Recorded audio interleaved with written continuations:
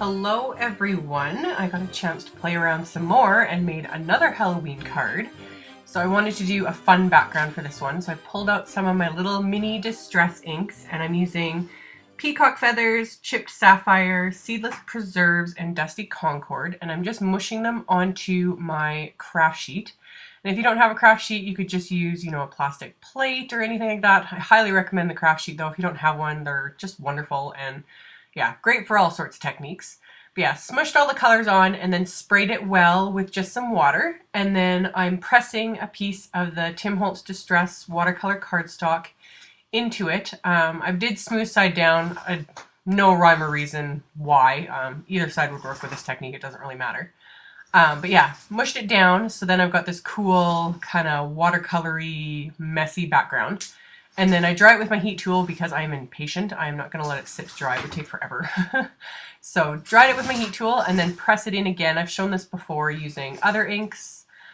Distress inks work awesome for this, of course, because how they react with water, but other dye inks work really great as well. I've done it with all sorts of inks and it's fun to kind of experiment with different color combinations, and every time it always looks different and super easy, and it doesn't take very long either, especially when you dry it with your heat tool between the layers. So I just keep drying it each time and then mushing it in. Usually I only do it about 3 separate times. This time I did a few more just to get more of the little splatters where I wanted them. And then once I was happy with that, I set it aside. And I'm using the Simon Says Stamp Trick or Treat stamp set with the matching Halloween dies. So I die cut some Copa Quality 80-pound cardstock with the dies. And then I'm stamping the little coordinating images with My Favorite Things Black Licorice Hybrid ink. So once I've got the little cat and the dog stamped, I'm going to color them with Copics. I couldn't decide which image to use, and since I'm really starting to run out of time here with the whole Halloween timeline, I thought I would use as many images as possible on one card, so I'm going to use both of these guys on the same card. And for the cat, I decided I wanted to color him gray with kind of a splotchy fur sort of look. So I did C2 as my base, and then I'm using C3, C5, and C8. And I've super sped up the coloring here just because I was kind of jumping all over the place with what I was doing with this card. Mostly I'm just playing around. So the coloring is sped up like 400%. And people ask me, I get emails like, what kind of editing program do I use and that sort of thing. I just use iMovie. It came on my Mac, and yeah, there's an option on it to speed up your videos. Super simple. So that's what I do. But yeah, colored everything in, blended it out a little bit, and then I just added a little bit of R20 to the centers of his ears, just to give him a little bit of pink and to his little nose. And then I decided for his costume, I kind of wanted to match the background that I had created, so I colored his little cape and his mask with purples, and I used V15 and then V17, and then finally V09, which is the darkest. And added all that in together and then blend it all back out with the V17, and then finally back with my lightest, my V15, to blend everything really nicely together. And yeah, nothing too groundbreaking, keeping everything pretty simple. So once I've got him all colored in the way I want him, I'm going to color in the little puppy dog, and I decided I wanted the dog to be brown. So I'm using E44, E47, and E49. And this one's a little more finicky because he's got all these little bandages on him that you want to keep mostly white. But I'm going to add a little bit of gray later on just to push out any color that accidentally goes over any of the lines onto the bandages. But I'm just laying down my lightest, which is the E44. So get that down, and then I'm going to go in with my E47 and add some of the darker areas. And then finally go in with my E49, which will be my darkest. Just light to dark, and then back again to blend everything. So again, keeping things kind of simple. With him, I decided not to do, I thought he would look so cute if he did like a spotted dog, but I thought that would take way longer just because with all the bandages in the way and that sort of thing, and I wanted to keep things pretty simple. So yeah, he's just a brown, kind of a mutt, but he's still cute. So added in all my darker areas, and then finally blend it all out again with my E44 marker. So get that all nice and blended, and then for the bandages, I just took my C1, and yes, someone is in the room with me and is still in a good mood. My finger's been crossed for 2 days now.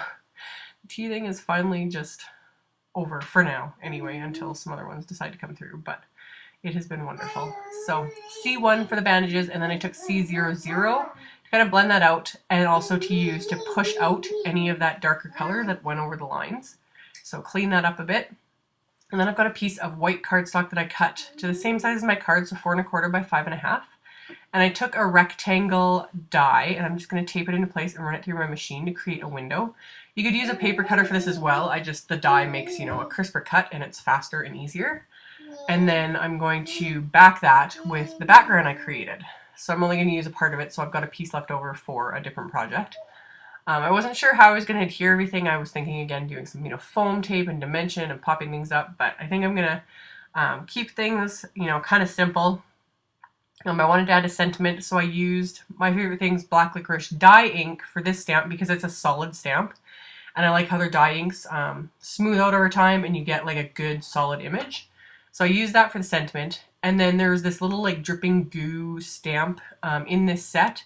So I used the distress inks to stamp that. I don't like distress inks for stamping just because they don't give you that smooth look, but the colors match the background, so I just went with it anyway. I didn't mind that it was a little bit blotchy, but yeah, I like distress inks for techniques, not as much for stamping, but if the colors match, I'll use it and just go with it.